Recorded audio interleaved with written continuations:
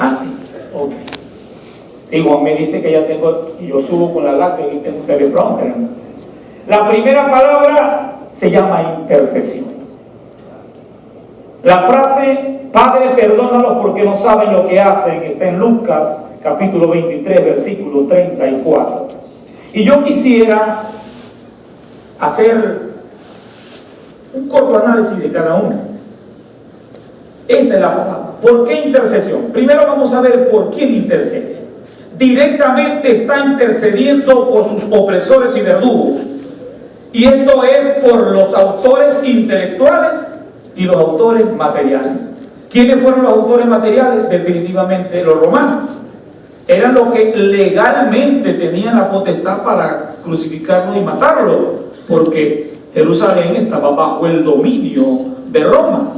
Por lo tanto, definitivamente, por cierto que me permito hacer un análisis allí gramatical en el texto griego, y el texto, como está en gerundio, algunos eruditos piensan que aun cuando lo dijo en la cruz, lo venía diciendo, porque no dice lego ni legué, o sea, no dijo ni él dijo, sino venía diciendo legué.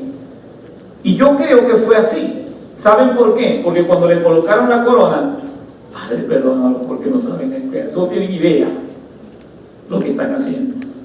Y de repente 80 menos un latigazo, que era la ley, 40 primero y 39 en camino al Gólgota. Padre, perdónalos porque no saben lo que hacen. Pero en este momento en la cruz no solamente intercedía por los autores materiales, que eran los romanos, sino por los autores intelectuales del hecho.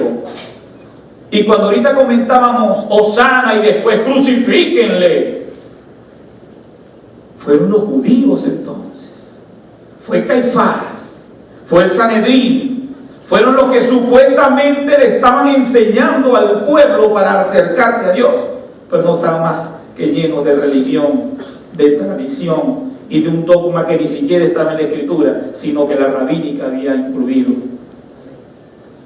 Pero también intercedía por todo el resto de los pecadores, no solamente por los opresores directos ni por los verdugos que ejecutaron la condena, sino por todos los que estaban allí, manipulados de alguna manera. Y quiero que analicemos como un segundo aspecto de esta primera palabra, ¿qué pide el Señor para ellos? Y pide perdón. Padre, perdónalos. Y aquí son dos cosas interesantes. La primera, que los perdonara para que no recibiesen el castigo que merecían, pero también para que recibiesen una segunda oportunidad, para que miraran a la cruz del Calvario. Por eso es que en esta noche todo el que mire a la cruz del Calvario va a recibir ese perdón que se hace extensivo para el resto de los pecadores, como usted y yo un día tuvimos que mirar a la cruz del Calvario y reconocer la victoria de Cristo sobre la muerte. ¿Por qué Él pide perdón? ¿Cuál es la razón que expone o esgrime? No saben lo que hacen. No tenían conciencia de la trascendencia de aquel crimen. Ellos no tenían idea lo que realmente estaban haciendo. Estaban cegados por Satanás. El pecado los había invadido al punto que a los suyos vino y los suyos no le recibieron. Esta primera palabra es intercesión, y Él sigue a la diestra del Padre intercediendo hoy por todos nosotros. La segunda palabra la llamamos redención. De cierto te digo, hoy estarás conmigo en el paraíso. Cuando comparto acá con mis alumnos de la Escuela Teológica Filadelfia, y hablamos de la importancia de una coma, de una S en la interpretación. ¿Cómo puede cambiar una doctrina por una S? En Gálatas dice la simiente y no las simientes como si fueran muchas.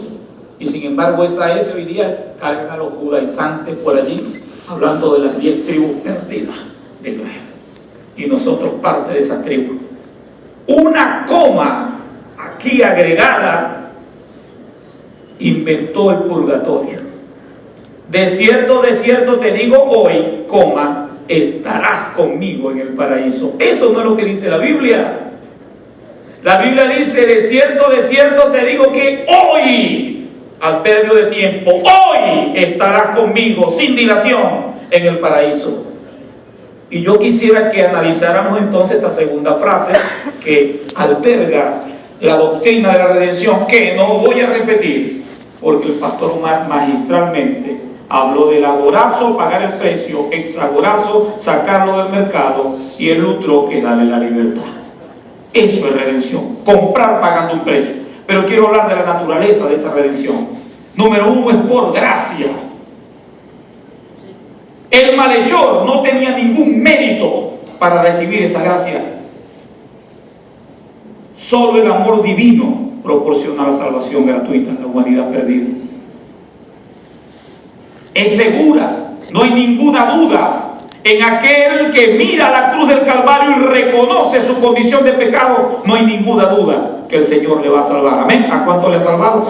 Amén. También nos enseña que esta redención es de aplicación personal. Habían dos ladrones, uno a cada lado. Pero cuando Jesús hace una invitación, esta invitación se acepta o se rechaza. Cada pecador debe aceptarla personalmente. Uno de los dos ladrones dijo, bueno, sálvate a ti mismo y nos salvas a nosotros. Pero el otro reconoció y dijo, nosotros estamos pagando por un delito que cometimos, pero este nada ha hecho. Esta redención es de efecto instantáneo. El ladrón no tuvo ni que pasar por el purgatorio, ni siquiera el sepulcro mismo, y mucho menos venir en reencarnaciones posteriores. La promesa fue una promesa sin dilación. Hoy estarás conmigo en el paraíso. La concesión de esta redención, el malhechor reconoce su culpa y la perdición por esa culpa. Él en la cruz estaba pagando por las violaciones humanas. Él en la cruz estaba pagando por haber roto la ley humana, pero no estaba pagando las consecuencias de haber transgredido la ley divina. Esas consecuencias las estaba pagando Jesús en la cruz. Podemos denotar por esa actitud que el malhechor tuvo una verdadera conversión. Yo estoy muy preocupado, hermano, y yo ahora voy a hacer un llamado, voy a hacer una invitación, pero me preocupa mucho la naturaleza de la conversión.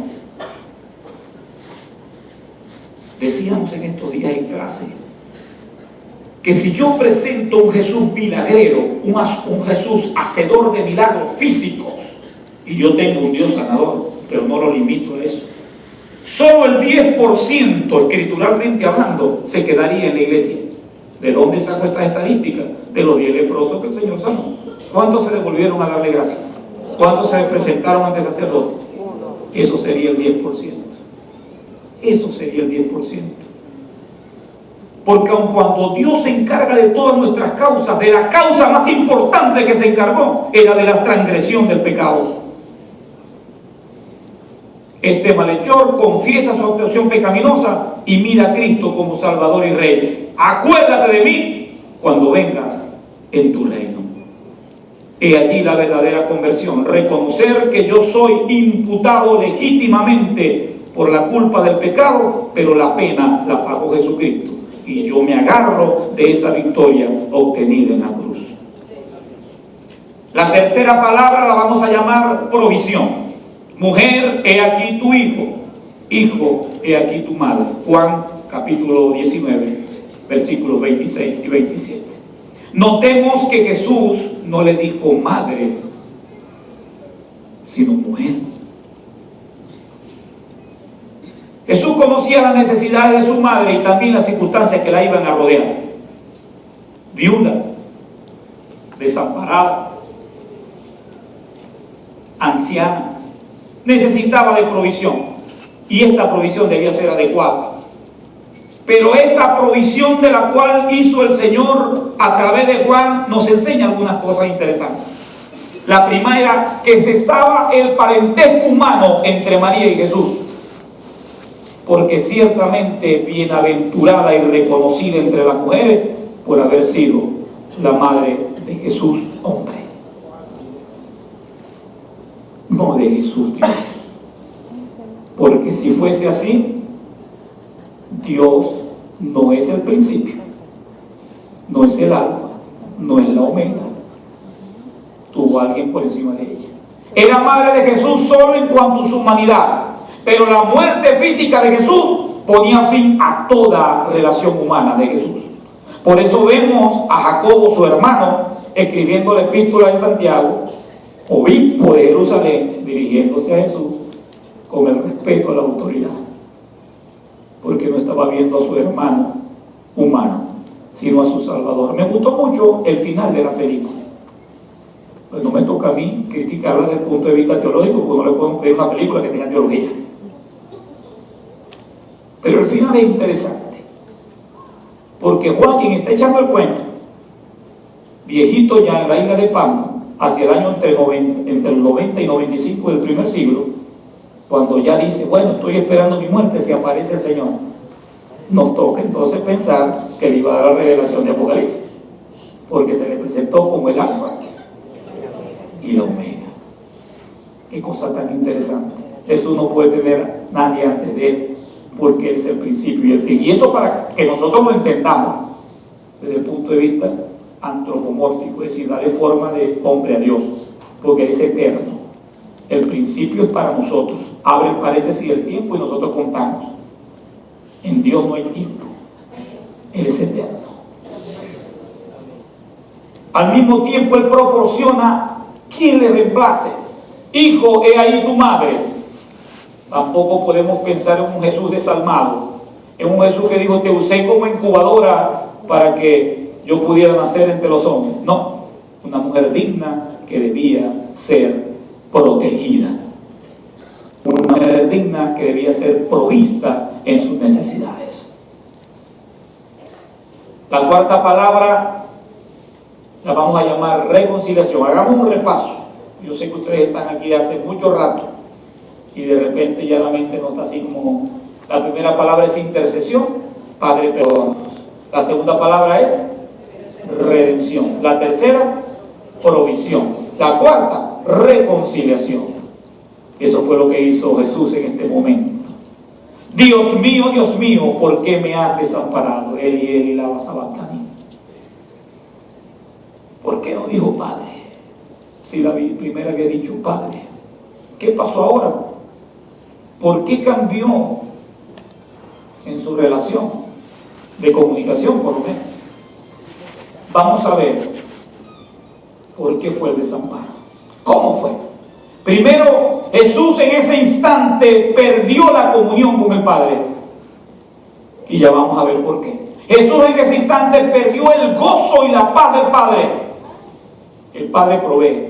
Y Jesús no tuvo ni respaldo, ni ayuda, ni consuelo en ese instante del Padre. Cuando él oraba allá en huerto de Getsemaní, Señor, si es posible, pasa de mí esta copa, pero no se cumpla mi voluntad, sino la tuya. Era porque en la eternidad, esa unión indivisible de Dios, Padre e Hijo, un solo instante en la historia de la eternidad se vio rota. Un solo instante. Y fue en este instante allí en la cruz del Calvario. ¿Y saben por qué? Según a los Corintios 5:21. ¿Qué dice? Según a los Corintios 5:21. Aquel que no conoció pecado fue hecho pecado. Isaías 53:6, ¿qué dice? ¿Alguien puede buscar Isaías 53:6, que fue la lectura que tuvo Omar al principio?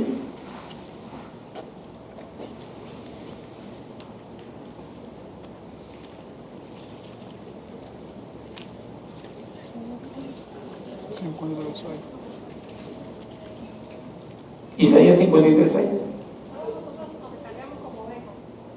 Pero después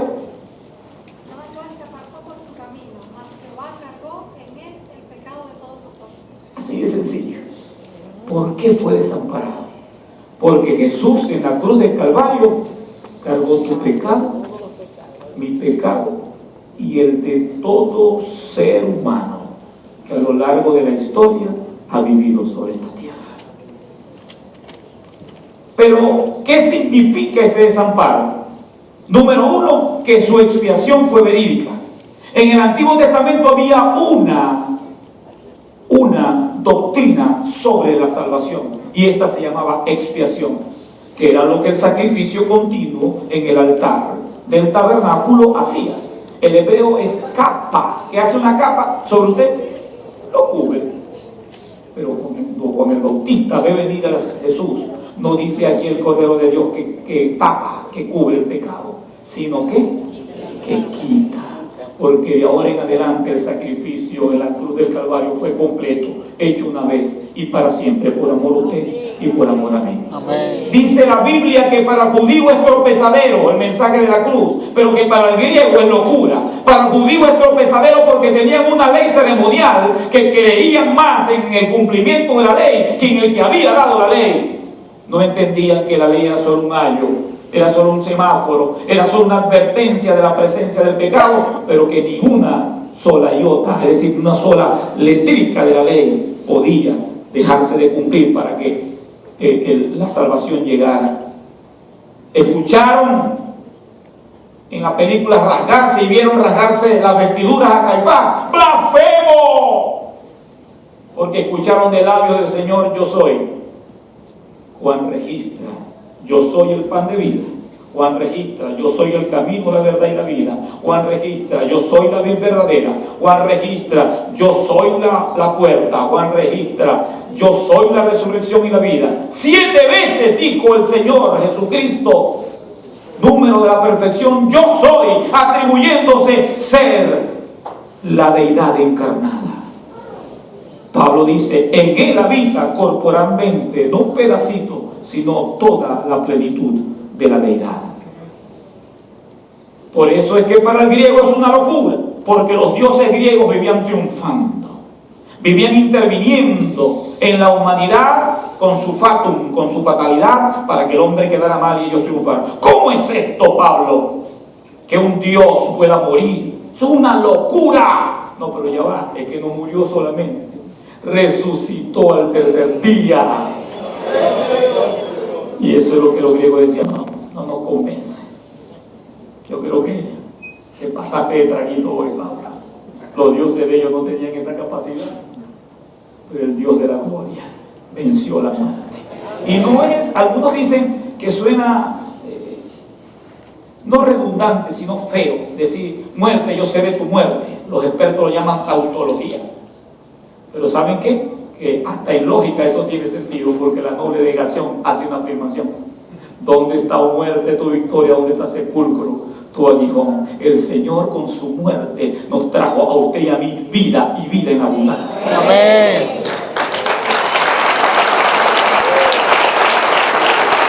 Este desamparo significa que solo Cristo ha pagado el precio impuesto, porque la paga del pecado es que Cristo fue desamparado por ampararnos a nosotros, y allí sí fue la expiación. Él nos cubrió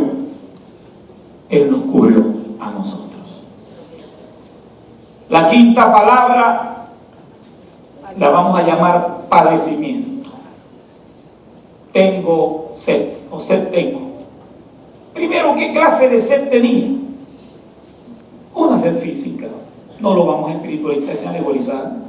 Imagínense toda una noche padeciendo.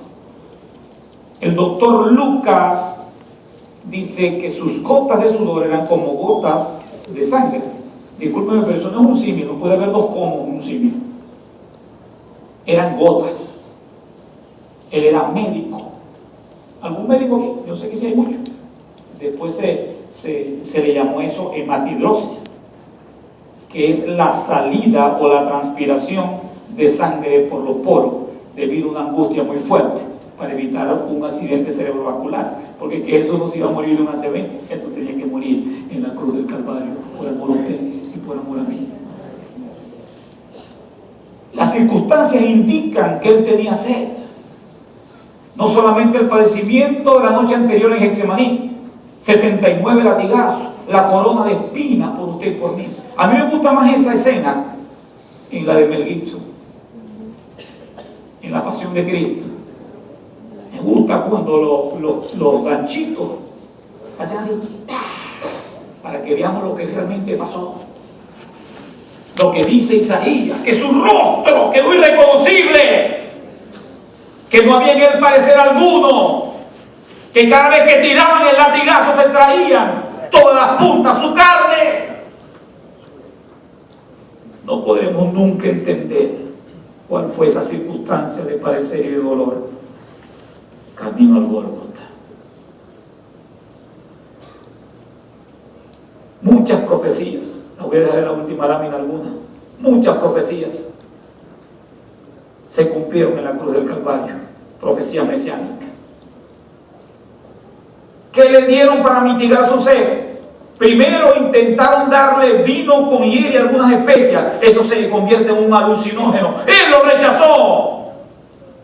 Y ahorita vamos a ver por qué lo rechazó. Porque él no quería estar adormecido. Él necesitaba estar consciente de todo el padecimiento. Pero después, como sedibundo, como sediento, sí aceptó el vinagre que aliviara esa condición. La sexta palabra es consumación. Consumado es. Por cierto que en el idioma bíblico es una sola palabra. No es una oración. Tetelestai. Se pagó completo el precio. Viene de la jerga comercial. Viene de esos mercaderes que cuando iban a pagar, no, esto está pagado. Esto está pagado, no se debe nada. Entonces analicemos rápidamente cómo fue consumada. Uno, por sí mismo, no envió a nadie. Él mismo se apersonó en esta humanidad perversa que le rechazó para pagar el precio por amor. A pesar de la maldad de los hombres, a pesar de la oposición de las potestades satánicas, Herodes lo intentó matar de niño. El mismo Satanás tentándolo le dijo, tírate del pináculo. Escrito está. Eso es diablo, chico, le citó la palabra al Señor. Escrito está, tu sangre le mandará. Eso era verdad, pero si el Señor se tira, se mata. Porque si Isaac Newton después descubrió la ley de la gravitación universal, si hubiese matado, él no tenía que morir allí, no tenía que demostrarle nada al diablo. ¿Cuándo fue consumada? Cuando Cristo había padecido y sufrido hasta lo sumo. Cuando cada una de las gotas de sangre de él habían salido de su cuerpo. Cuando las demandas de la ley estaban satisfechas. La paga del pecado es muerte. Pero además cuando todas las profecías de redención habían sido cumplidas. En ese mismo instante. Ahora, ¿qué implica esa consumación? Número uno, que su muerte no fue una derrota. Como decía el pastor Alexis cuando ministró la cena del Señor.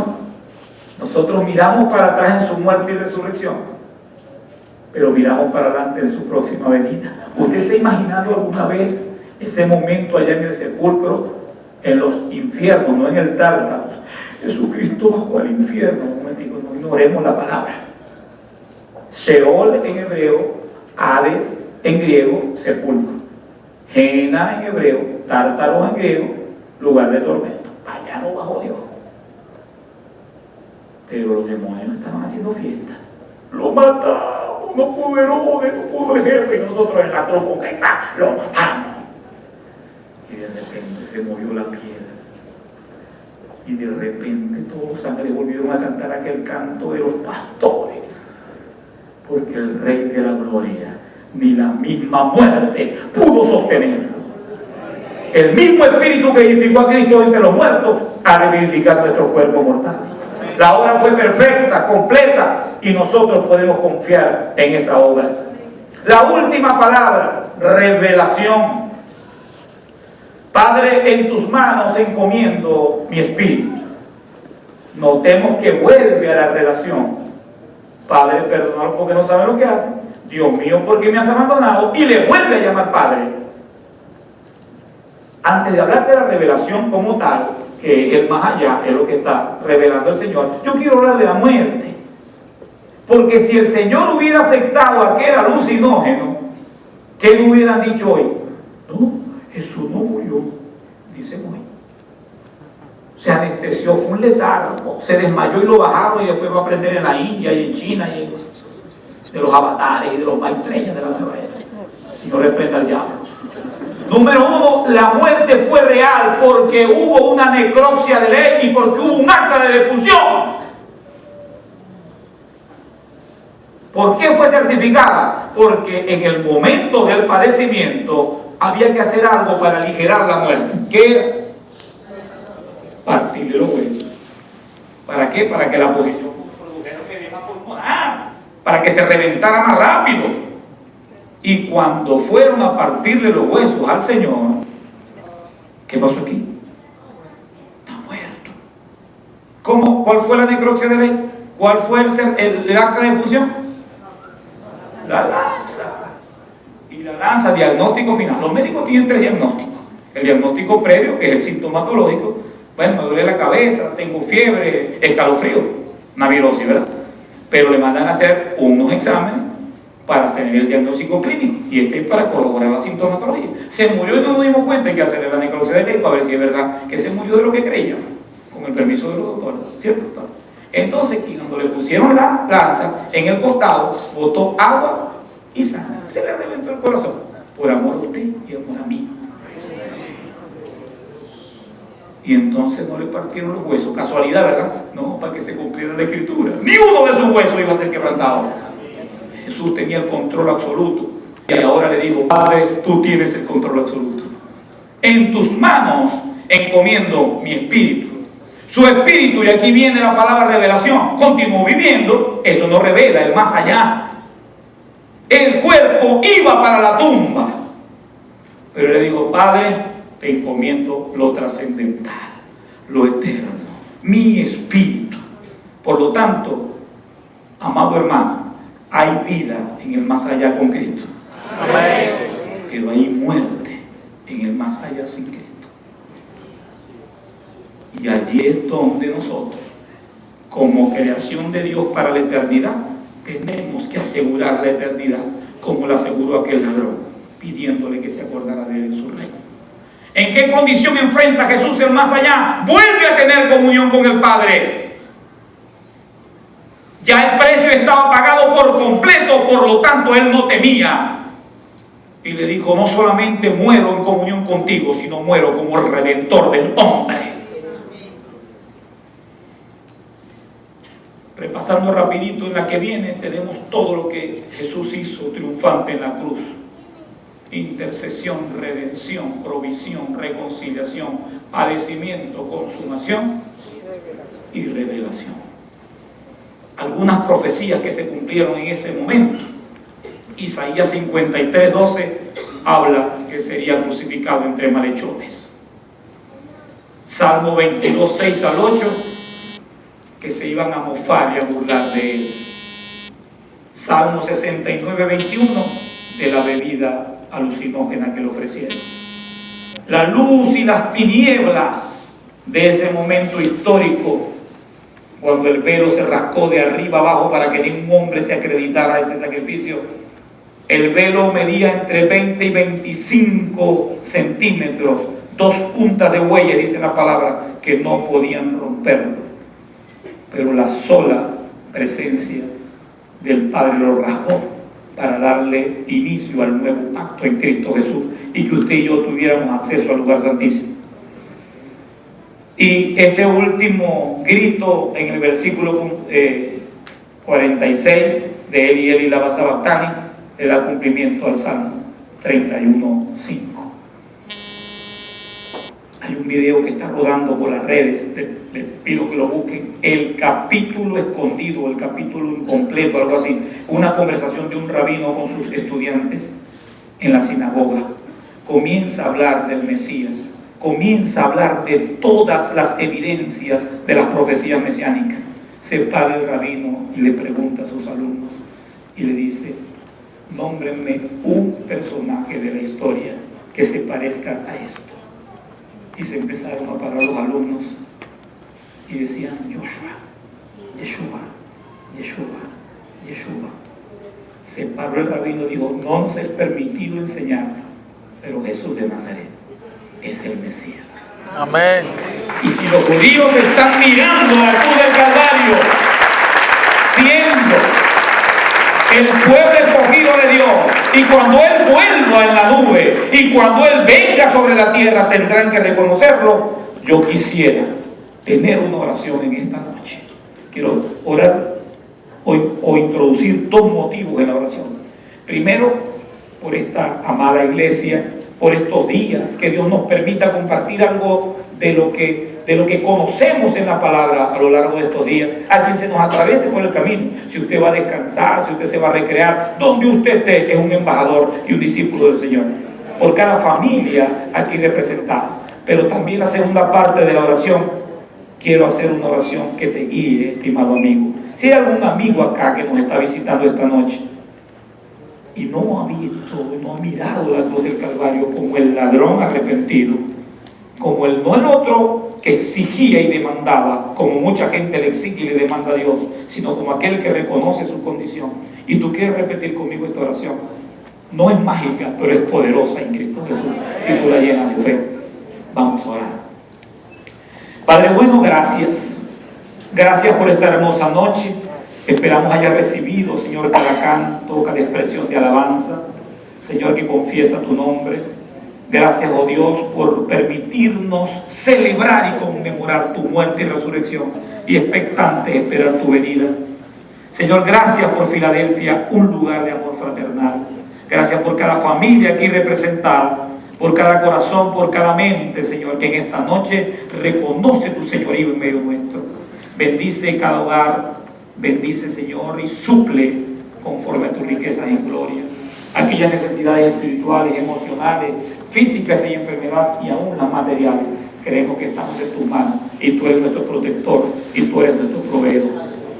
Ahora, si usted quiere, repita conmigo: Dios, reconozco que soy un pecador. Reconozco que no puedo hacer nada para cambiar mi condición.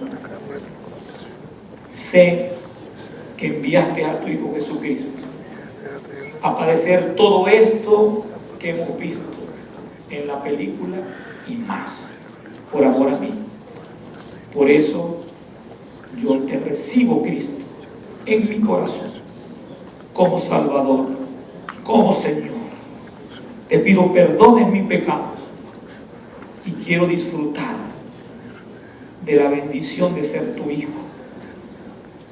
Gracias, en el nombre de Jesús. Amén. ¿Alguna persona por primera vez repitió esta oración conmigo? Por primera vez. Dios te bendiga. ¿Alguna otra persona? Por primera vez. Dios te bendiga, Dios te bendiga, Dios te bendiga. ¿Quién más lo dice? Dios te bendiga. Allá por detrás, Dios me lo bendiga, Dios me lo guarde. ¿Quién más? ¿Qué más eso? Dios te bendiga. ¿Puedo pedirle un favor con el permiso de los pastores?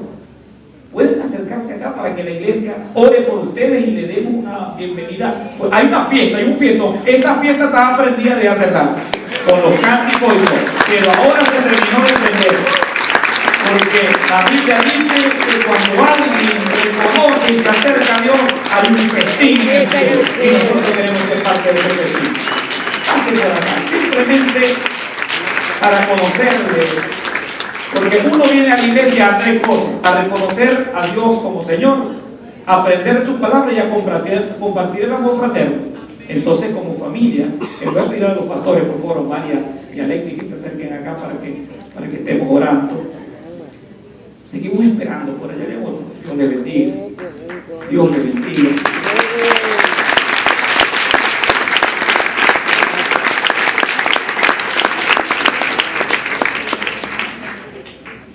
Gloria a Dios. Estamos contentos, hermanos, porque aparte de compartir, era bonito, es muy bonito este gesto de parte de la iglesia. Hoy miércoles, cuando ustedes celebran comúnmente su culto de oración, hacer esta vigilia para reflexión, como decía mi hermano director, es importante reflexionar. Vamos orando desde ahí. Yo estoy seguro que el equipo de trabajo ya estará tomando sus nombres y sus direcciones para atender. Damos gracias a Dios por cada una de sus vidas.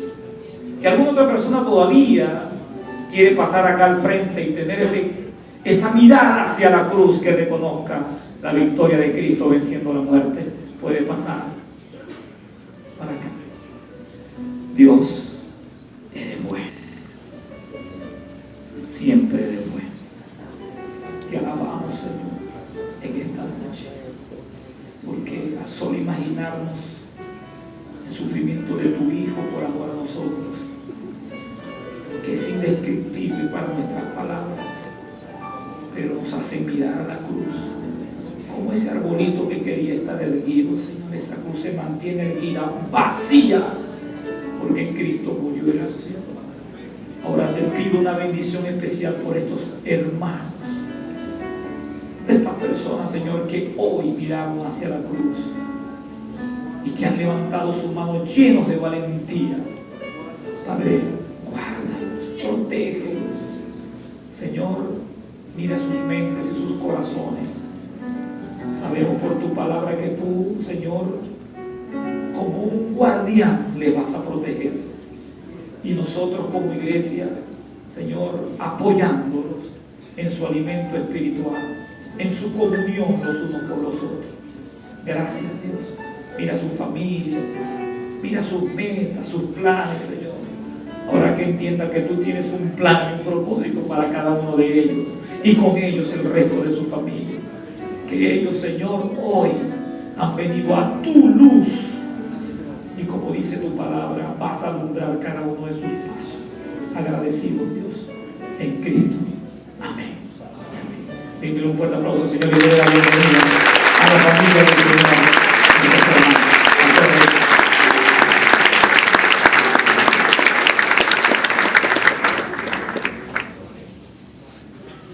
Gloria a Dios. Nos seguimos alegrando en su presencia. ¿Cuántos quieren seguir cantando al Señor con gozo y con alegría, celebrando la victoria de Jesucristo de la muerte?